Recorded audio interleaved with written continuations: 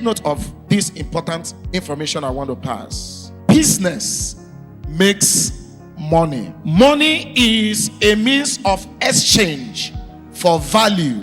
Things that take your time and cost you money are hobbies, not business. Things that take your time and cost you money, they take your time and take your money also. They are not business, they are hobby. In case you are doing one that is taking a lot of time from you and yet taking money from you, you have not started business. I want to define profit as the reward for taking entrepreneurial risk. Now, let me try to define entrepreneur. This can be defined as the person who always searches for change and gap, respond to it, and exploits it as an opportunity to create value. An entrepreneur is the person who always searches for change and gap, exploit it as an opportunity to create value. The moment the person comes into an environment, he looks for problem. He looks for certain things that people are not doing very well. It could be a service that people are providing, but those services are not well provided. Whoever that is an entrepreneur will take time to understudy the circumstance and finds a way that himself can come. In fact, the word entrepreneur is derived from gap. The moment there is a distance between this point and this point, you will find an entrepreneur in between. Now, they are always looking for areas where people's needs are not being met well enough or at all. That's what they do. Their business is to look around, search, question with a view to discovering the areas in life where people's needs are not well met or not met at all. The moment they discover, they begin to create value, take advantage of it, and create value. Everything in life is governed by laws and principles. Everything. These laws and principles are levelers and they make life predictable. Principles and laws make life predictable. For instance, the law of gravity acts upon every individual, irrespective of your tribe, color, shape, height, nativity, geography. So it's a leveler. He puts everybody on the same pedestal. Like we say that God is not a respecter of person. Principles and law, they don't also respect somebody.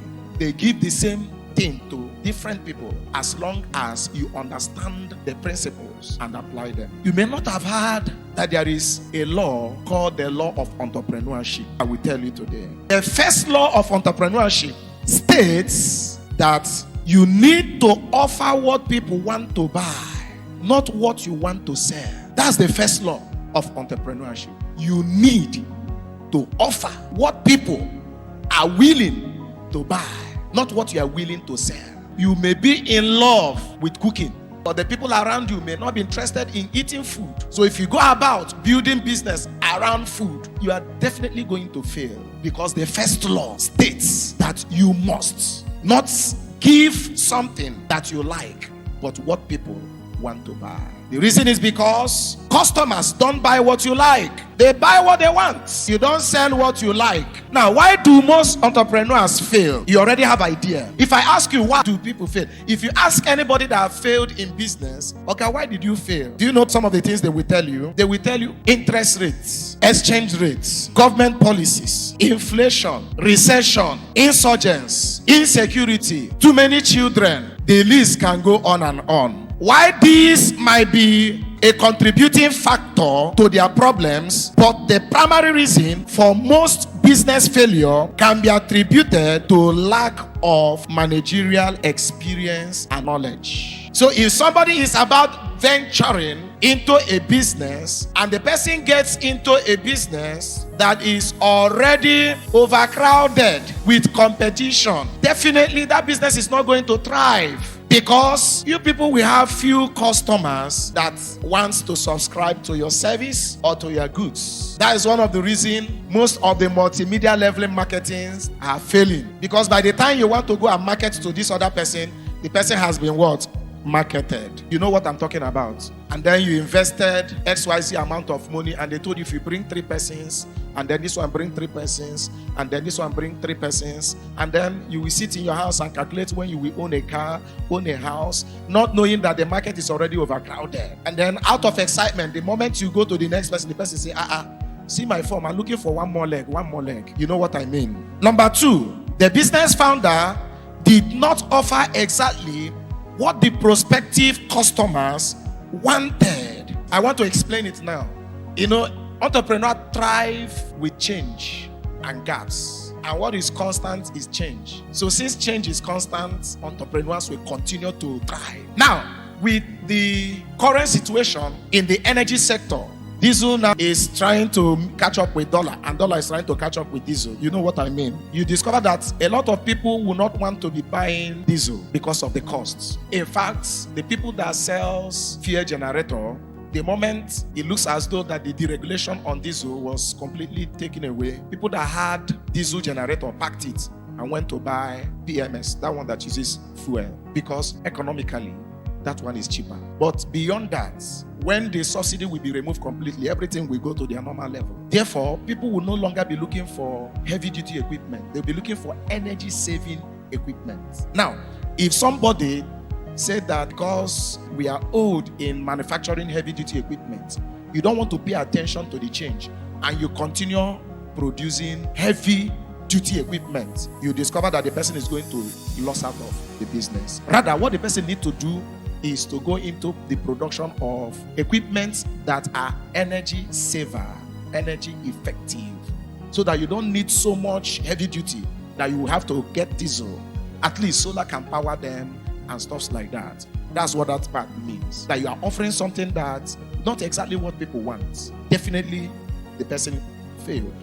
Number 3 reason why they failed to make appropriate changes in business operation to meet the changing market. This is also applicable. So you need to guide yourself as you want to go into business. Number 4, they started the business with insufficient funds.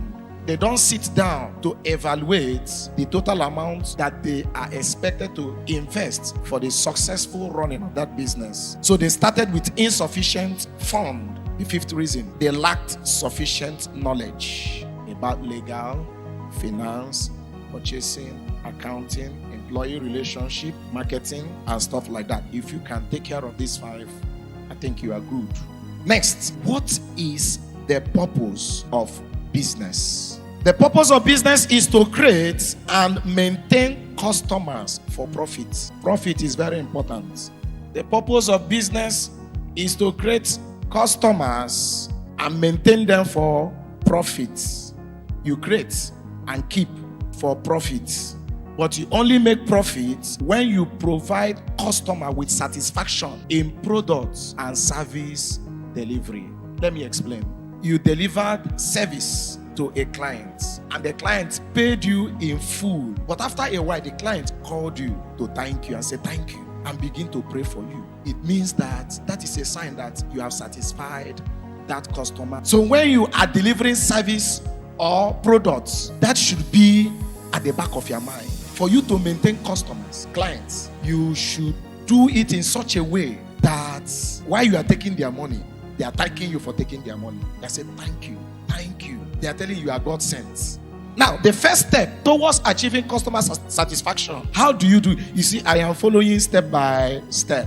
So how do you attain customer satisfaction? The first step towards achieving customer satisfaction is to carry out what I called structured experiments. In my study and interaction about entrepreneurship and entrepreneur, I discovered that they are scientists. They are like scientists. Scientists, they are known for experiments, discovery. They do a lot of experiments in the lab, right? So this person will do a lot of structured experiments. But in the business world, that structured experiment is what is called market research. So when you hear me say structured experiment, is they do proper market research. Market research is the process of listening to the market. Market speaks. the process an intending entrepreneur or an entrepreneur listening to the market. The reason is because you don't start business and then start searching for customers. When you listen to markets, you will find customers that are searching for business. Only after you have identified the opportunities, evaluated your capabilities, and determined the potential profitability of the business, will you be in a position to starting your own business. After you have identified an opportunity, evaluate your capability, what you can do, what is your limits. You find opportunity, you examine yourself to know what you can do and what you cannot do. You must tell yourself the truth. After you do that, you check the profitability of that business. After you have done that, you are now in the position to start your own business. If you have not done these things, please, I want to counsel you, don't start yet. Find opportunity, do evaluation of that opportunity. Check your capacity, your ability, what can you do? So market research does the following. Number one, market research tries to identify needs. Number two, doesn't only just identify need, there was a need. The number three thing that market research does, we find the exact need. What do they need exactly? What do they need exactly? Number four, find how much they are willing to pay. That's what market research. I told you, structured experiments. The essence, you want to know all these things. This commodity I want to sell, or this service I want to sell, how much will my potential clients be willing to pay? You don't just come and quote any price you like. Number five, find penetration strategy. Penetration strategy. How do you enter the market? Number six, market research help you to find the best delivery strategy. When we talk about penetration strategy, we're talking about your marketing plan. Why I just did this, we talked about penetration strategy and we talked about delivery strategy. They are two different things. Then when we talk about find the best delivery strategy, we're talking about packaging. Penetration strategy talks about your marketing plan. Why delivery strategy talks about your packaging, the best way to deliver. Do you deliver it with this kind of box, with polyethylene? That is delivery strategy. How to discover and penetrate a market. How do you find a market? And how do you enter the market? If you can offer product and services that people want but cannot find it in existing businesses, then you may be able to create and maintain customers for profits. If you can provide goods and services in a quicker, more convenient, less expensive, or higher quality. How you penetrate an existing market? If you find a particular service or goods that people have in abundance, but others are not willing to patronize. I'm explaining. People are not willing to patronize. When you get it, you can structure it in your own word. People are not willing. There is a particular service, but people are reluctant because the service is not packaged. But now you find a better way of doing it. Either you can do it, you can deliver it quicker. Now, what kind of business should I start? In deciding the type of business you should start, study and follow these following simple 6 steps. Step 1, list problems in the marketplace. List, write down. List problems in the marketplace. Whenever I come to a place, my interest is to find the things that are not working well. That's my interest. I begin to look around. If I go to a particular place, I just want to know what is not good, because there is business opportunity in every problem. One of the biggest business anybody can go into now is training people to become millionaires, because there are no jobs, right? So there is opportunity there. So list the whole problem. Unemployment is a problem. Bad road is a problem. Insufficient housing is a problem. You can name them. So list problems in the marketplace. How many problems came to market? Step 2, Identify corresponding business opportunities. What does this thing mean? It means discover how you can transform that problem to business. You got a lot of catalog of problems, challenges in your area, on your streets, in Lagos, in Nigeria, in Africa. Try to discover how to meet the needs. How can you solve the problem? Identify corresponding business opportunity. How can you better it? Don't just look at problem and go away. Determine the needed capabilities. The needed capabilities and resources. It is this place that help you to do your budgets. Reveals that you have or can develop the capacity to offer one or more segments in the market. I will explain it later, but just take the steps. Number 4, that is step 4. Project the financial dimensions. Step 4. Step 1, you list the problems. Step 2, you identify corresponding business opportunities that are in the problem. Number 3, you try to check your capacity. What will it take me to do it if I want to embark on this? Step 4, project the financial dimension. That is your financial planning. Step 5, rate the opportunities. Compare them. Return on investment over risk. ROI divided by risk. Weigh it. Then step 6, select the business to pursue. All right. So we're talking about personal preference. So the moment it passes this test of personal preference, you can now take it to the next one, financial worthiness. Each of the opportunity then is rated on financial worthiness. Here you eliminate the ventures that will not yield you sufficient level of profits. I also did that when I was mentioning the financial dimension. So I told us 8% and above. 8% and above. And then if you do your financial projection for the business for 5 years and it reveals an annual return that is about 30%, then that business is a very good one. But if the numbers are not really good, you should also do what? Throw it away. Final criteria is for you to check the risk. Ensure that reduce assumption, minimize assumptions, so that your surprises will also be minimal. Don't go into business assuming.